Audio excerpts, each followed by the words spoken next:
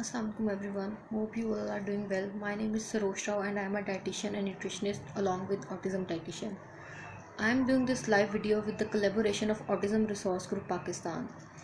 तो आज का मेरा टॉपिक है ऑटिज़म एंड डाइट कि डाइट का क्या रोल हो सकता है ऑटिज़म के बच्चों की लाइफ में, और डाइट कितनी इम्पोर्टेंस है ऑटिस्टिक बच्चे के लिए, और डाइट का क्या फंक्शन हो सकता है अलॉन्ग विद डिफरेंट थेरेपीज़।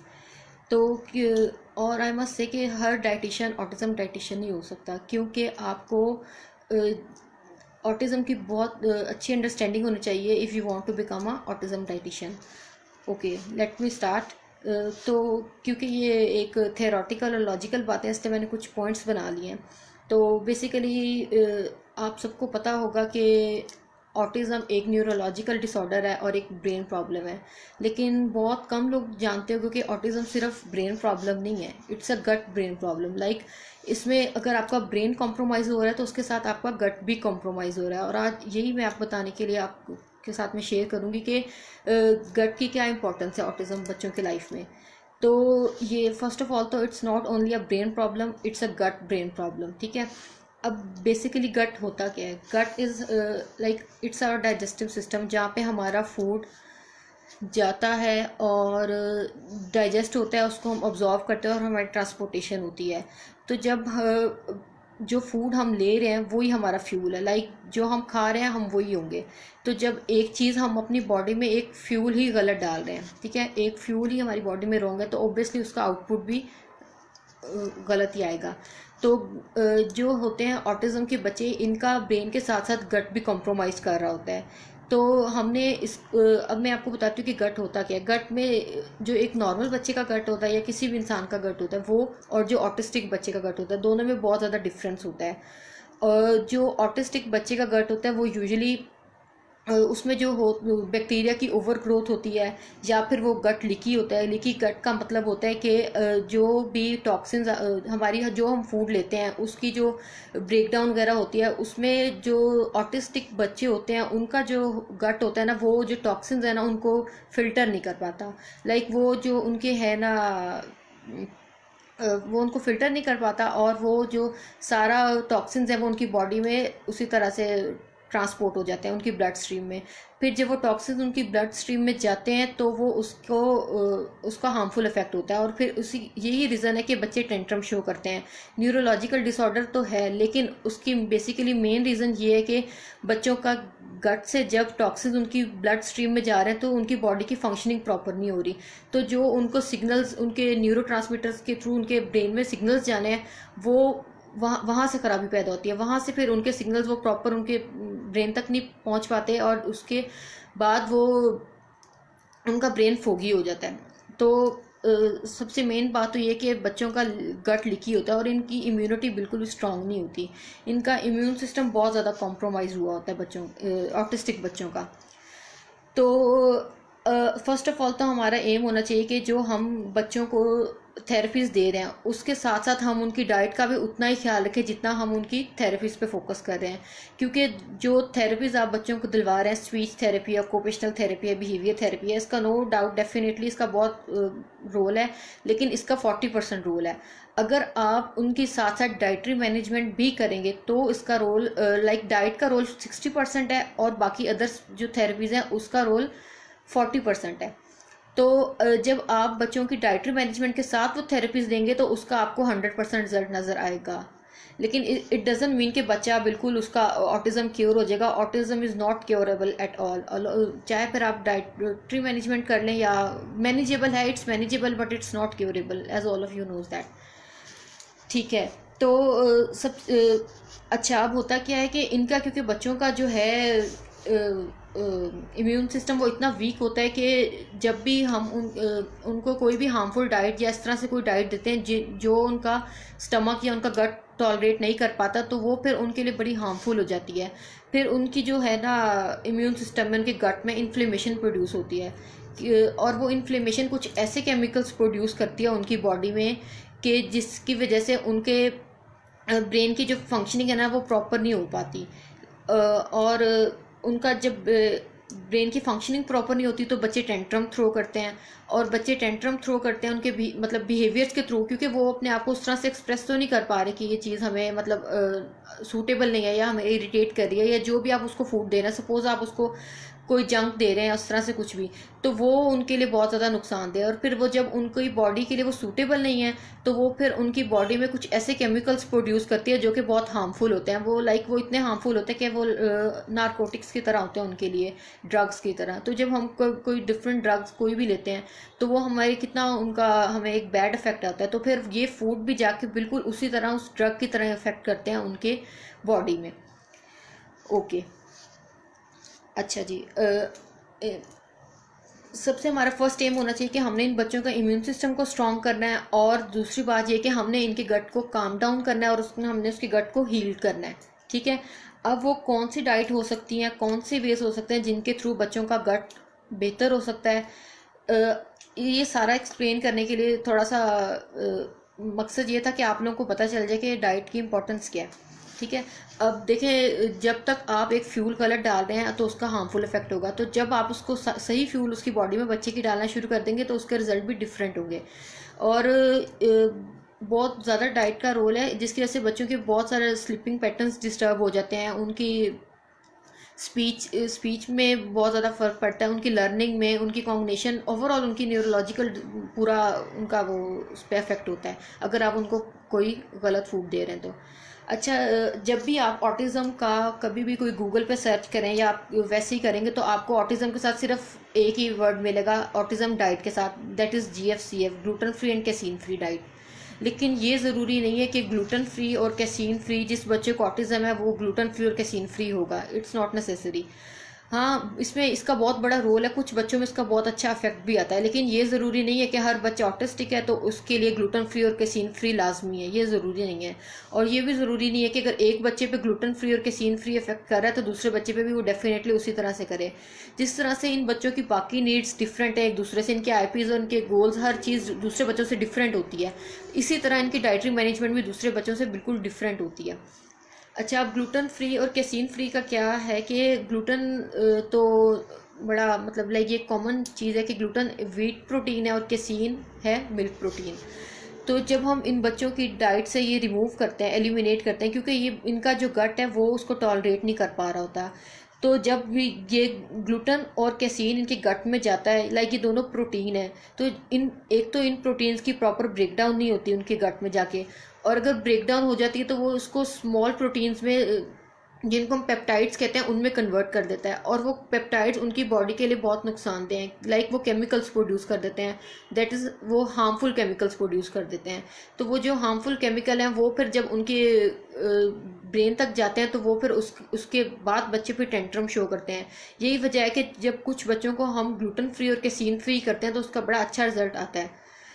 अच्छा, जो ऑटिस्टिक बच्चे हैं उनका जो ब्रेन है, लाइक हमारी सारी नॉर्मल बच्चों की या टिपिकल डेवलप बच्चों की जो भी, या नॉर्मल इंसान की जो भी फंक्शनिंग है वो ब्रेन के थ्रू होती है, लेकिन इन बच्चों का जो ब्रेन है वो उनका गट है। अगर आप उनके गट में सही फूड डाल रहे हैं, वो एक प्रॉपर डाइट ले रहे हैं जो उनके लिए सूटेबल है, तो ही इनका ब्रेन प्रॉपर फंक्शनिंग करेगा। जो इनका ब्रेन है वो सेकंड ब्रेन है और जो इनका गट है वो उनका फर्स्ट ब्रेन है। तो सबसे पहले आपका फोकस होना चाहिए कि आप इनके गट को इम्प्रूव करें। अच्छा, फिर ये होता है कि जब हम उनको ग्लूटेन फ्री और कैसीन फ्री करते हैं तो फिर वो जो ग्लूटेन बॉडी में जो उनके नुकसान, क्योंकि वो उनको टॉलरेट नहीं हो रहे होते, तो फिर वो नुकसान जो उसको पहुंचा रहे थे, फिर जब हम ग्लूटेन रिमूव कर देते हैं और कैसीन रिमूव कर देते हैं तो वो फिर उसका एक बड़ा अच्छा इफेक्ट होता है, जिससे बच्चों के बिहेवियर प्रॉब्लम्स कब होना शुरू हो जाते हैं। अच्छा, अब रिसर्चेस के अकॉर्डिंग ये भी है बात कि बहुत से बच्चे हैं जिनको ग्लूटेन फ्री करने से इतना इफेक्ट नहीं होता जितना कैसीन फ्री करने से होता है, लेकिन ये ज़रूरी नहीं है कि आपका बच्चे को अगर ग्लूटेन से इफेक्ट हो रहा है तो अच्छी बात है, लेकिन मेजोरिटी जो बच्चे हैं उनको जब हम ग्लूटेन फ्री करते हैं तो इतने अच्छे रिजल्ट्स नहीं नज़र आते जितना कि जब हम उनको कैसीन फ्री करते हैं। लेकिन इसके लिए भी टेस्ट होते हैं काफ़ी सारे, ग्लूटेन इंटॉलरेंस के लिए कैसीन फ्री करना है कि नहीं करना। अब टेस्ट भी इतने ज़्यादा रिलायबल नहीं है, समटाइम्स टेस्ट में हमारा रिजल्ट नेगेटिव भी आ जाता है, और मतलब बच्चे को फिर भी ग्लूटेन कॉम्प्रोमाइज़ कर रहे होते हैं लेकिन टेस्ट में नहीं पता चलता, तो वो हमने कुछ फिजिकल साइंस एंड सिम्टम्स ऐसे होते हैं कि हमने उनके थ्रू पता कराना होता है। अब कैसे पता चलेगा कि इस बच्चे को ग्लूटेन फ्री करना है, नहीं करना, केसीन फ्री करना है या नहीं करना? ये ग्लूटेन फ्री और केसीन फ्री के अलावा और भी बहुत सारी डाइट्स हैं जो ऑटिज्म के बच्चों के लिए इफेक्टिव होते हैं, लेकिन जो सबसे मेन डाइट है वो ग्लूटेन फ्री है, इसलिए मैं इसको सब पहले डिस्कस कर रही हूँ।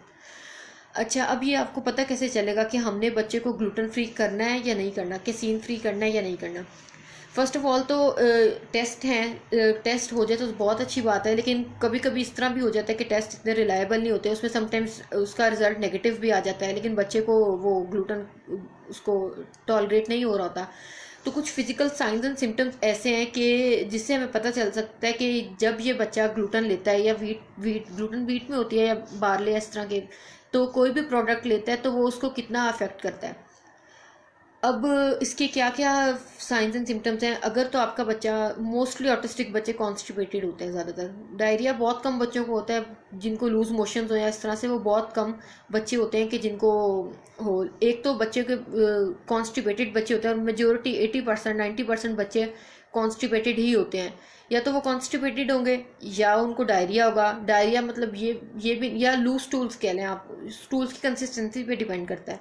या तो वो बहुत हार्ड स्टूल पास कर रहे होंगे या वो लूज उनका स्टूल होगा, या फिर उनका स्टूल बहुत स्मेली होगा, या ठीक है, ये 3 चीज़ें हो गई। इसके अलावा बच्चों को ब्लॉटिंग होगी। अब ब्लॉटिंग का ये है कि बच्चे, अगर उनको कोई पेट में दर्द हो रहा है या कोई मसला हो रहा है तो वो उसको उस तरह से एक्सप्रेस नहीं कर पाते, क्योंकि काफ़ी ऑटिस्टिक बच्चे मोस्टली नॉन वर्बल होते हैं।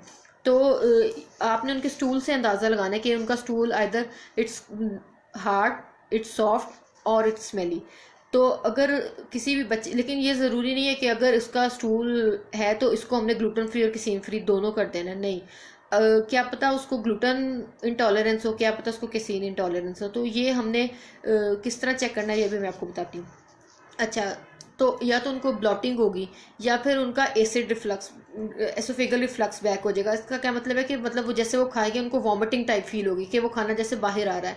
कुछ बच्चों का तो ये बिहेवियर भी होता है कि अगर उनको आप कोई नई चीज़ इंट्रोड्यूस करा रहे हैं तो वो उसको, क्योंकि वो खाना नहीं चाहते, उसको अवॉइड करना चाहते हैं, तो इसलिए वो अक्सर वॉमिट के थ्रू करते हैं। लेकिन इसका मतलब ये नहीं है कि इनको एसोफेगल रिफ्लक्स बैक है। तो ये चीज़ हमने खुद नोटिस करनी है कि ये इसका बिहेवियर है या फिर ये इसका गट प्रॉब्लम है, क्योंकि बिहेवियर और गट प्रॉब्लम दोनों डिफरेंट चीज़ें हैं। अगर आप कोई नई चीज़ इंट्रोड्यूस करा रहे हैं और वो मतलब पहली दफ़ा तो इस तरह नहीं होता ना कि आप पहली दफ़ा कोई चीज़ उसको दे रहे हैं और उसको फ़ौरन से एकदम वॉमिटिंग आ गई, तो ये उस बच्चे का बिहेवियर होगा, क्योंकि वो उस चीज़ को अवॉइड करना चाह रहा है तो वो उसको वॉमिट के थ्रू बाहर निकालना चाहेगा। और और इस तरह, और सेकेंडली के जो उसका होगा गट प्रॉब्लम, उसमें ये होगा कि आप उसको वो चीज़ दे रहे हैं, वो खा रहा है, लेकिन खाने के बाद मतलब फिर उसका रिफ्लक्स बैक होगा। ये नहीं होगा कि एक बाइट लिया फ़ौरन साथ उसका वापस आना शुरू हो जाए खाना, या उसको वॉमिटिंग या नोजिया फील हो, ऐसा नहीं होता। और सेकेंडली के बच्चों को पेट में दर्द फील होगा, या फिर उनको गैस का प्रॉब्लम होगा, या उनके ब्लॉटिंग होगी। ये कुछ साइंस एंड सिम्टम्स हैं जिसके थ्रू पता चलता है कि हमने बच्चों को ग्लूटेन फ्री और केसीन फ्री करना है या नहीं करना। अच्छा, टेस्ट, अब बात है टेस्ट की। अगर हम टेस्ट नहीं करा पा रहे बच्चों के कि हमने हमने इनकी डाइट रिस्ट्रिक्ट करनी है या कौन सी डाइट ये टॉलरेट नहीं कर पा रहे, तो हमें बगैर टेस्ट किए किस तरह पता चल सकता है कि हमने इनकी डाइट मॉडिफाई करनी है या रिस्ट्रिक्ट करनी है? तो फर्स्ट ऑफ ऑल इसका सबसे अच्छा तरीका है कि आपको अगर फील हो रहा है कि बच्चे को किसी रिस्ट्रिक्शन की ज़रूरत है, लाइक उनकी डाइट में से कुछ हमने एलिमिनेट करना है, तो आपने उस स्पेसिफिक फूड को, फॉर एग्जांपल आपको लग रहा है कि हमने ये ग्लूटेन, फॉर एग्जांपल ग्लूटेन ले ले।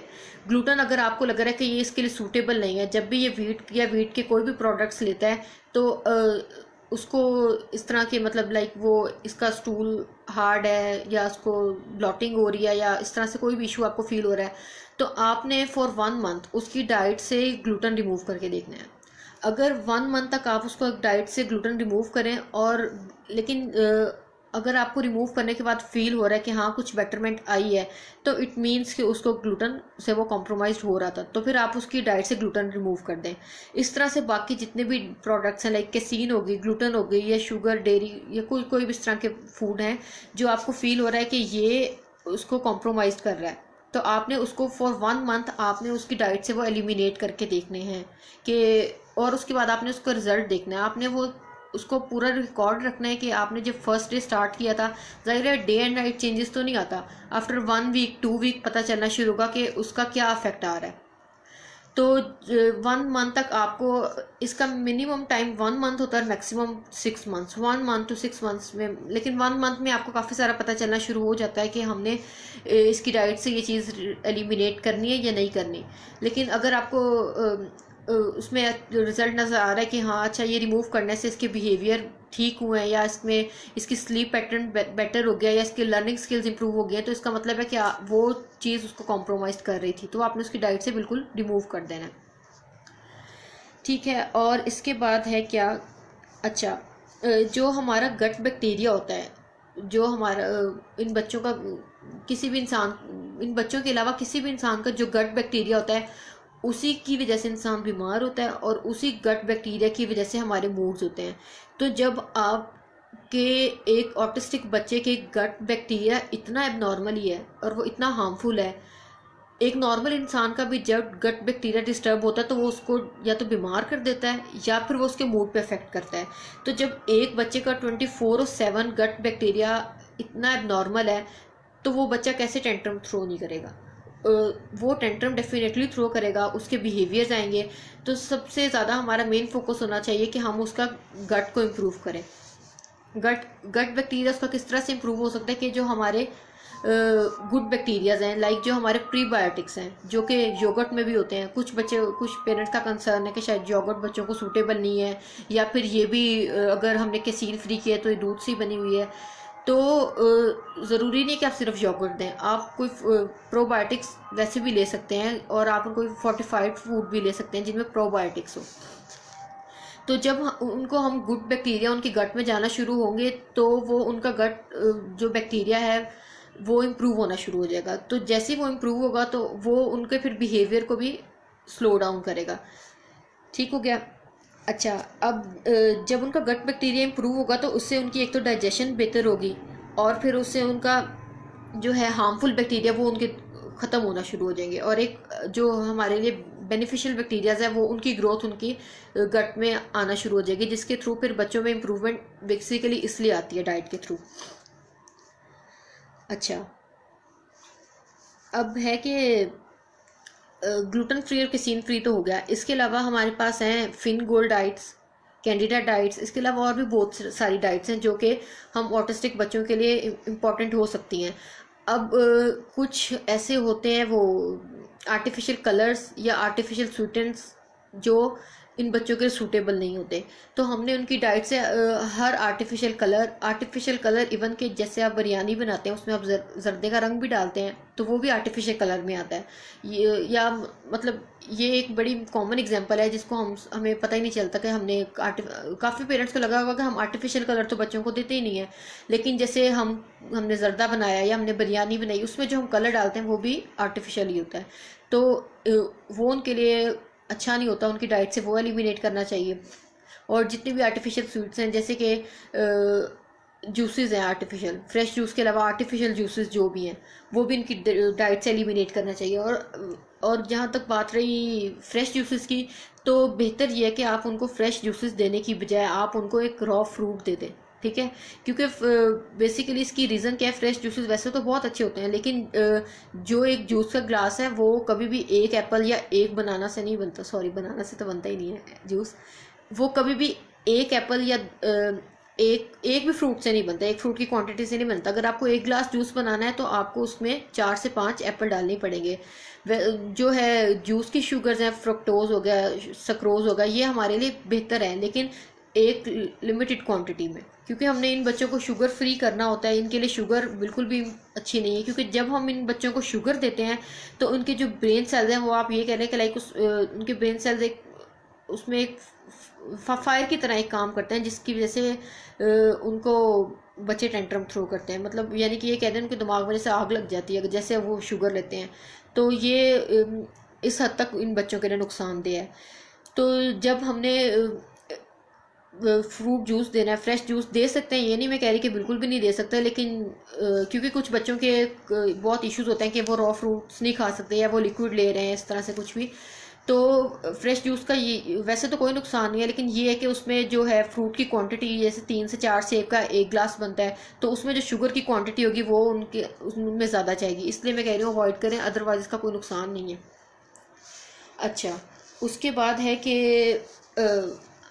शुगर या शुगर्स मैंने कोई भी प्रोडक्ट्स लाइक बेकरी प्रोडक्ट्स, या बच्चे जैसे जो भी बाहर की चीज़ें खाते हैं या प्रोसेस्ड फूड है, ये जितना आप बच्चों को नेचुरल फूड पे रखेंगे उतना ही उनके लिए बेहतर है। जितना आप उनकी से प्रोसेस्ड फूड एलिमिनेट करते जाएंगे उतना इन बच्चों के लिए बेहतर है।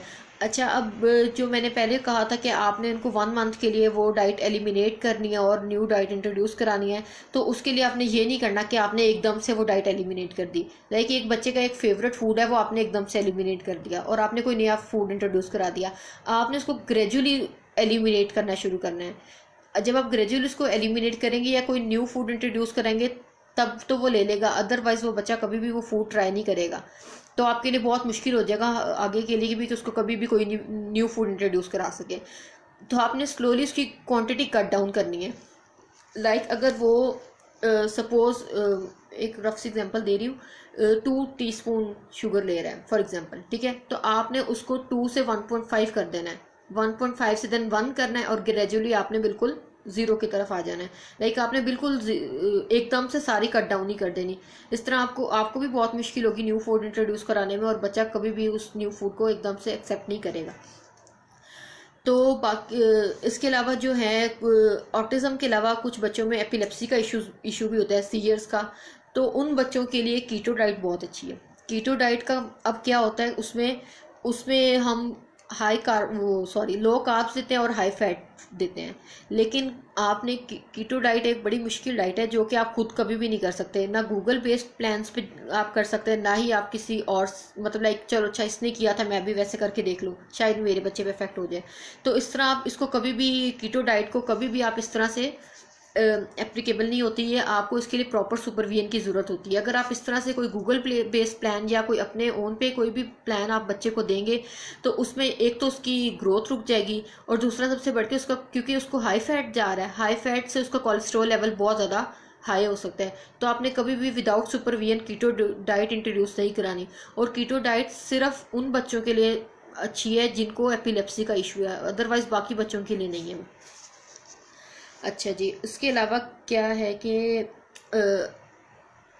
जो है इन बच्चों के लिए ओमेगा 3 का आप सबने सुना होगा, आप सबको पता होगा ओमेगा 3 इन बच्चों के लिए बहुत इंपॉर्टेंट है।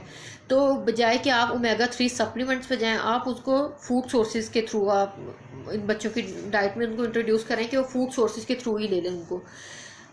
ओमेगा 3 आपको फ़िश से भी मिल सकता है, फ़िश ऑयल से भी मिल सकता है, और सबसे इसका अच्छा सोर्स और इजी सोर्स है, बल्कि ये हर बच्चे की डाइट में आप 1 से 2 वॉलनट्स अगर ऐड कर दें तो वो बहुत अच्छा है। एक वॉलनट से कोई इसका अफेक्ट नहीं होता, क्योंकि जब भी हम कोई चीज़ मतलब लाइक एक क्वांटिटी जितनी हमारी रिक्वायर्ड है उससे ज़्यादा लेते हैं तब उसका नुकसानदेह होता है। जितनी हमारी बॉडी में रिक्वायर्ड है उतनी लें तो उसका कोई नुकसान नहीं होता। अगर आप एक बच्चे को एक वॉलनट डेली भी दे रहे हैं तो it would be fine. Walnut की देखें, जैसे कि वॉलनट हमारे ब्रेन के लिए भी बहुत अच्छा है। ओमेगा 3 बेसिकली क्या करता है, ओमेगा 3 की क्यों इतनी इंपॉर्टेंस है, क्योंकि हमारी बॉडी में जितने भी सेल्स हैं उनकी जो कवरिंग है उनको ओमेगा 3 स्ट्रॉन्ग बनाता है। जब हमारे सेल का शेल्टर इतना स्ट्रॉन्ग होगा तो हमारे सेल भी ऑटोमेटिकली स्ट्रॉन्ग होंगे, और जब हमारे सेल का शेल्टर इतना वीक होगा तो ऑब्वियसली हमारे बॉडी सेल्स, क्योंकि बॉडी बनी ही सेल से है, तो जब सेल्स वीक होंगे तो आपकी फंक्शनिंग भी वीक हो जाएगी। तो ओमेगा 3 का बेसिकली ये काम है, वो सिर्फ इन बच्चों के लिए नहीं हर इंसान के लिए ओमेगा 3 बहुत अच्छा है। अच्छा, तो मैं वॉलनट्स की बात कर रही थी। वॉलनट्स का ये है कि आप हर बच्चे की डाइट में एक आप उसको डेली दे सकते हैं। अगर वो उसको कोई खाने में इशू है, वो वॉलनट को उस तरह से चबा नहीं पा रहा है या उसको स्वेलो नहीं कर पा रहा है, इस तरह का कोई भी इशू है, तो ज़रूरी नहीं है कि आप उसको होल वॉलनट दे दें। आप उसको पीस के भी दे सकती हैं, उसके दूध में मिला के दे सकती हैं या किसी भी तरह से दे सकती हैं। अच्छा, अब कुछ बच्चों के होते हैं सेंसरी इश्यूज़ कि वो किसी स्पेसिफिक टेक्सचर को खाना पसंद करते हैं, कोई स्पेसिफिक टेक्सचर ही लेते हैं, या अब दो दो चीज़ों में बड़ा फ़र्क है, एक सेंसरी इशू होने में बच्चों के और एक बच्चे की प्रेफरेंस में। अगर एक बच्चा फ्राइज़ खा रहा है, ठीक है, फ्राइज़ तो वो ले रहा है, लेकिन क्योंकि फ्राइज़ उसका फेवरेट है वो खा रहा है, उसके अलावा बाकी वो कोई भी उस टाइप का फूड नहीं ले रहा, और हम समझे कि ये सेंसरी प्रॉब्लम है। तो नहीं, सेंसरी प्रॉब्लम नहीं है, ये उसकी फूड प्रेफरेंस है। अगर सेंसरी इश्यूज होता तो वो फ्राइज़ भी कभी भी ना ले सकता। तो हमने इस चीज़ को भी जज करना है कि बच्चे की सेंसरी इश्यूज हैं कि उसकी फूड प्रेफरेंसेस हैं। और कभी इस तरह भी होता है कि बच्चे जो है बिल्कुल सेमी सॉलिड फूड लेते हैं, या उसके अलावा कभी हम उनको कोई न्यू फूड इंट्रोड्यूस कराना चाहें, तो अगर वो बच्चे को पसंद आ गया है, एक बच्चा बिल्कुल सेमी सॉलिड ले रहा है, उसको हम कोई न्यू फूड इंट्रोड्यूस कराना चाहिए, लेट सपोज फ्राइज़ ही ले लें। अगर हम उसको फ्राइज़ इंट्रोड्यूस करा रहे हैं और वो फ्राइज़ ले रहा है, तो इसका मतलब है कि वो जो सेमी सॉलिड, वो जो लिक्विड डाइट्स है, वो उसकी प्रेफरेंसेस हैं, उसको सेंसरी इश्यूज़ नहीं है। जिन बच्चों की सेंसरी इश्यूज होते हैं, उनके या तो जॉ वीक होते हैं या उनके कोई स्वेलिंग का इशू होता है, तो ये हमने देखना है कि वो हर डाइट पे इसी तरह रिस्पॉन्स कर रहे हैं कि अगर वो कोई लिक्विड ले रहा है या कोई सेमी सॉलिड ले रहा है और आपने उसको कोई सॉलिड इंट्रोड्यूस कराया है, तो हर टाइप के सॉलिड पे अगर वो रिफ्यूज़ कर रहा है, वो नहीं खा पा रहा, तो इट मीन्स वाकई ही उसका सेंसरी इशू है। लेकिन अगर वो उसमें से कोई एक या दो चीज़ भी ले लेता है, तो इट मीन्स कि उसका सेंसरी इशू नहीं है, उसका वो जो सेमी सॉलिड या लिक्विड डाइट है वो उसकी प्रेफरेंस है। तो इस चीज़ पे आपने पहले इसको फोकस करना है कि डिफ्रेंशिएट आपने खुद करना है कि वो बच्चा आइदर सेंसरी इसको प्रॉब्लम है या फिर वो उसकी फूड प्रेफरेंसेस है। और इसके अलावा क्या हो सकता है? अच्छा, और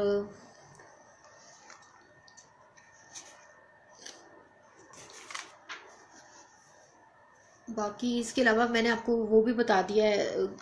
इसके अलावा अगर आपको अपना कोई क्वेश्चन है तो आप मुझसे पूछ सकते हैं और ये है कि हर बच्चे की, अगर मैं आपको कहूँ कि आप अपने बच्चों को ये फूड दें, ये चीज़ें दें, तो ये बच्चे ठीक हो जाएंगे। इसके लिए क्योंकि हर बच्चे की डिफरेंट नीड्स हैं, हर बच्चे की बिहेवियर डिफरेंट है, हर बच्चे की एज डिफरेंस है, हर बच्चे का जेंडर डिफरेंट है। तो सबसे पहले मेन बात है, हर बच्चे का बिहेवियर डिफरेंट है। तो उसके लिए कोई भी एक स्पेसिफिक फूड ऐसा नहीं हो सकता कि एक चीज़ आप ये ले लें तो बच्चे का ये चीज़ बेहतर हो जाएगी, ऐसा कभी भी नहीं हो सकता। ओवरऑल डाइट इंप्रूव करनी होती है, ओवरऑल डाइट इंप्रूव करनी होती है, और हमने उसको क्या कहते हैं, न्यूट्रिएंट्स भी बैलेंस करने होते हैं। कोई भी एक चीज़ कभी भी इस तरह से नहीं हो सकता कि एक चीज़ एक चीज़ लें आपका एक प्रॉब्लम सॉल्व हो जाएगा। अच्छा जी, it is not compulsory that any oral motor issue in sensory issue. हाँ जी, ये कोई कंपल्सरी नहीं है कि कोई ओरल मोटर इश्यूज हो वो सेंसरी इश्यूज हो। मैं डिफ्रेंशिएट कर रही थी कि जो है सेंसरी इश्यूज क्या हो सकते हैं और फूड प्रेफरेंसेस क्या हो सकती हैं। ओरल मोटर इश्यूज ज़रूरी नहीं है कि सिर्फ ऑटिस्टिक बच्चों में हो, वो किसी एक नॉर्मल बच्चे में भी हो सकते हैं। Oral motor issues different thing.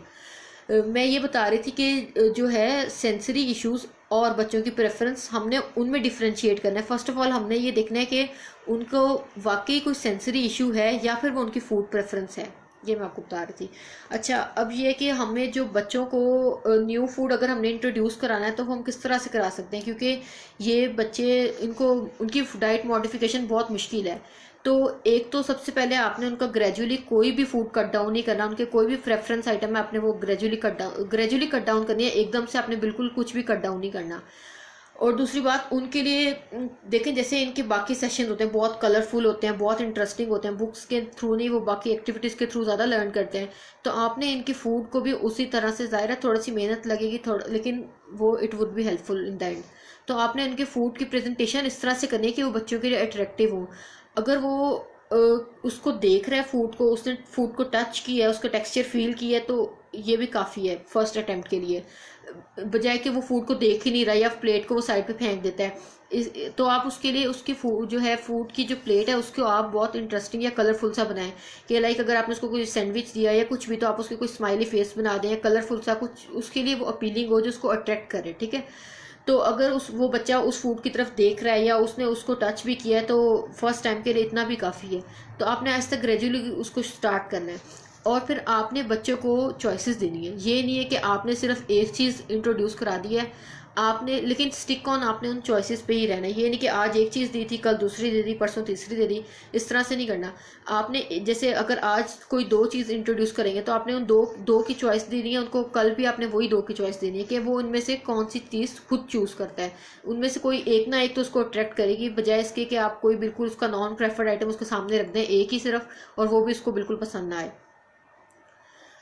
अच्छा, उसके बाद है कि उसके बाद क्या है कि अच्छा बहुत से पेरेंट्स को लगता है कि उनका बच्चा पिकी ईटर है। अब जो है पिकी ईटर और प्रॉब्लम फीडर, इन ये दो टाइप्स हो सकते हैं, या बच्चा पिकी ईटर है या बच्चा प्रॉब्लम फीडर है।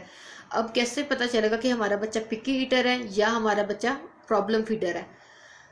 जो पिकी ईटर बच्चा होता है उसकी फूड प्रेफरेंसेस जो होती हैं वो लेस देन 30 फूड्स होते हैं, कि वो लेस देन 30 फूड्स में कुछ भी आ सकता है, कोई एप्पल, फ्राइज, कोकोमो टाइप चीज़ें भी, मतलब लाइक वो टोटल 30 होनी चाहिए। ये नहीं कि प्रॉपर एक प्रॉपर खाना हो, प्रॉपर रोटी सालन हो, वो 30 हो, कोई भी any 30 food diet, any meal, कोई भी 30 कुछ भी हो सकती है।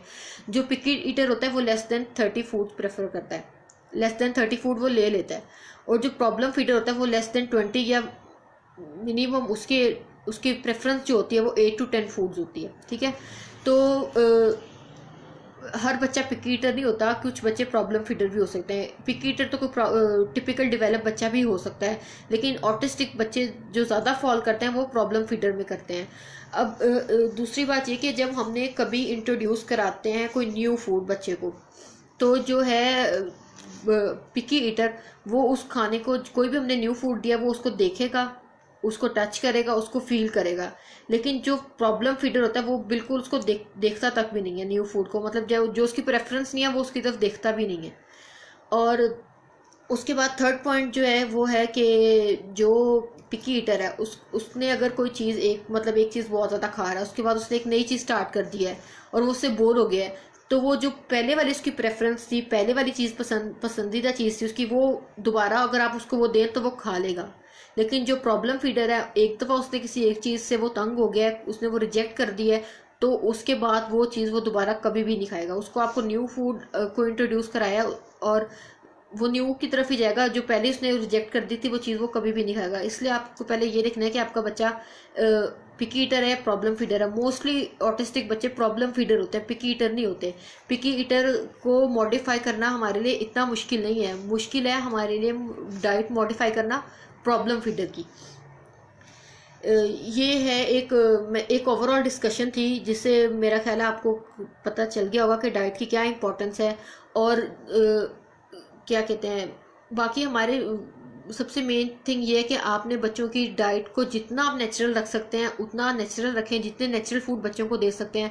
बच्चों को कुछ चीज़ें हैं जिनमें से लाइक एग वाइट हो सकता है, या ये ग्लूटेन कैसीन, इन चीज़ों से बच्चे एलर्जिक हो सकते हैं। तो आपने ये चीज़ें पहले देखनी है कि बच्चे को किस किस चीज़ से प्रॉब्लम हो रही है, फिर आपने उसकी डाइट से एलिमिनेट करना है। और आपने हर मतलब लाइक एक चीज़ एक बच्चे को सूट की है तो वो ज़रूरी नहीं है दूसरे बच्चे को भी वही सूट करे। आपने अपने बच्चे की अकॉर्डिंग नीड बेस्ड आपने उसकी डाइट मॉडिफाई करनी है। इसके अलावा बच्चे को जितना आप नेचुरल फूड दे सकते हैं नेचुरल फूड की तरफ रखें, उसकी डाइट से बिल्कुल प्रोसेस्ड फूड, जंक बिल्कुल एलिमिनेट कर दें। और ये जितने भी सोडा कार्बोनेटेड ड्रिंक्स हैं ये भी बिल्कुल एलिमिनेट कर दें। और इसके अलावा जो है शुगर इनटेक बहुत कम होना चाहिए बच्चों की उसमें से। कुछ बच्चों को ग्लूटेन का इशू होता है, लेकिन वो क्योंकि सूजी का हलवा बड़े शौक से खाते हैं, या सूजी को कुछ भून के, ऑटिस्टिक बच्चे मैंने काफ़ी सारे इस तरह के बच्चे देखे हैं जो सूजी बड़े शौक से खाते हैं, तो सूजी में भी ग्लूटेन होता है। तो कोशिश करें कि आप उसको एलिमिनेट करना शुरू करें उसकी डाइट से। और जितना आप उनके, अगर कोई बच्चे को कोई स्पेसिफिक टेक्सचर पसंद नहीं आ रहा, तो आप उसको क्या करें कि उसको वो स्पेसिफिक क्वेश्चन उसको पसंद नहीं आ रहा, तो आप उसको उसकी कंसिस्टेंसी को लाइक अगर उसको आप मैश करके दे दें। फॉर एग्जांपल अगर पोटैटो आप उसको होल दे रहे हैं, वो नहीं खा रहा, तो आप उसको मैश करके दे दें, या आप उसको बिल्कुल उसकी कंसिस्टेंसी चेंज कर दें। या कुछ चीज़ों का टेक्सचर बच्चों को अच्छा नहीं लगता, लाइक जैसे अगर टमाटोज़ हैं उनका वो जो छिलका ऊपर से है वो उसको पील ऑफ कर दें, या आप उसको उनके फूड पे सिर्फ स्क्वीज़ कर दें। क्योंकि देखिए जब स्क्वीज़ करेंगे जो उसका जूस है वो तो उनके फूड में जाएगा, तो उसके थ्रू उसको न्यूट्रिएंट्स मिलेंगे। Okay, anyone who is new to term with leaky gut and weak immune system, how can those parents can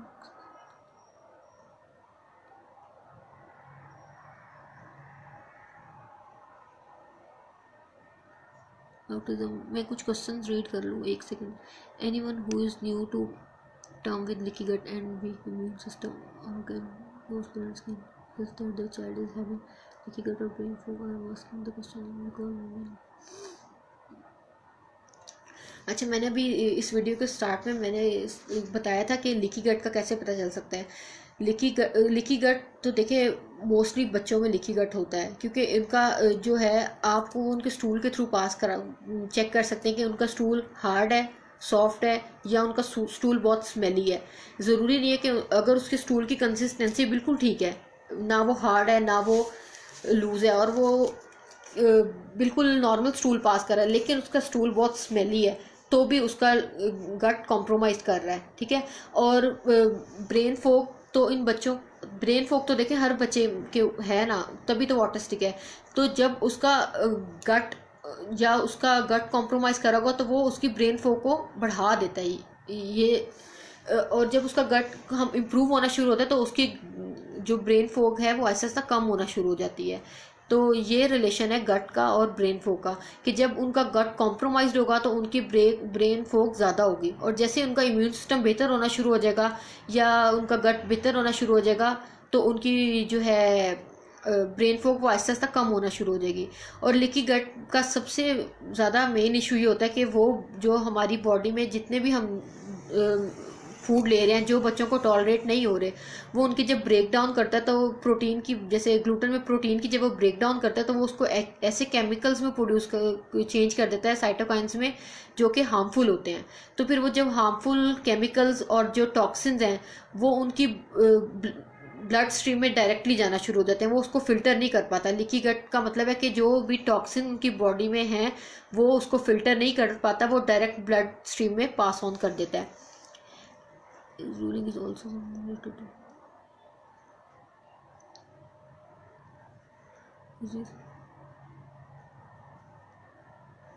देखिए जो ADHD symptom of autism, autism एक स्पेक्ट्रम है। ऑटिज्म सिर्फ एक डिजीज़ नहीं है कि एक बच्चे में एक बिहेवियर तो वो ऑटिस्टिक है। काफ़ी सारे जो जितने भी बिहेवियर हो सकते हैं उनको मिला के ऑटिज्म बनता है। और अगर ज़रूरी नहीं है कि अगर एक बच्चा ADHD है तो वो ऑटिस्टिक भी हो, लेकिन जो ये लेकिन पॉसिबल है कि एक बच्चा ऑटिस्टिक है तो वो ADHD भी हो सकता है। एक बच्चा ऑटिस्टिक है तो उसके साथ उसको कोई और अदर इशू भी हो सकता है, लाइक उसको एपिलेप्सी भी हो सकती है अगर वो ऑटिस्टिक है। तो ADHD सिम्टम ऑफ ऑटिज्म, ये मैंने जैसे बता दिया कि ADHD ऑटिज्म का सिम्टम नहीं है। ADHD एक अलग डिजीज़ है। ADHD का मतलब है कि उनमें वो हाइपर एक्टिव डिसऑर्डर है, और लेकिन ये हो सकता है, दिस इज़ पॉसिबल कि एक बच्चा ऑटिस्टिक है तो उसके साथ साथ वो ADHD भी हो, ये पॉसिबल है। What is this question?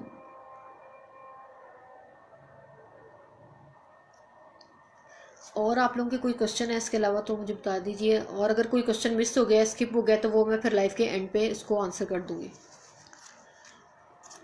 तो ये आज का सेशन था। इसमें मेरे बेसिकली आपको डाइट की इंपॉर्टेंस बतानी थी, और ताकि आपको पता चल सके कि जो हम बच्चों को बाकी थेरेपीज़ दे रहे हैं उसके अलावा हमने उनकी डाइटरी मॉडिफिकेशन भी करनी है ताकि बच्चों का ज़्यादा अच्छा रिजल्ट आ सके। और डाइटरी इसकी इंपॉर्टेंस बताने का मकसद ये था कि जितना हम फोकस बाकी थेरेपीज़ की तरफ करते हैं हम डाइट की तरफ भी उतना ही फोकस करें ताकि बच्चों में ज़्यादा बेटर रिजल्ट आ सकें। बाकी इसके अलावा अगर आपके कोई क्वेश्चंस हैं तो वो आप कमेंट में बता सकते हैं, मैं लाइव एंड होने के बाद उसका आंसर कर दूंगी। और अगर आप कोई डाइट प्लान लेना चाह रहे हैं या कंसल्ट करना चाह रहे हैं तो वो आपका मैंने इसमें नंबर मेंशन कर दिया है, आप उस पर अपॉइंटमेंट ले सकते हैं। तो होपफुली आज का सेशन आप लोगों के लिए हेल्पफुल हुआ होगा, और थैंक यू सो मच। अल्लाह हाफिज़।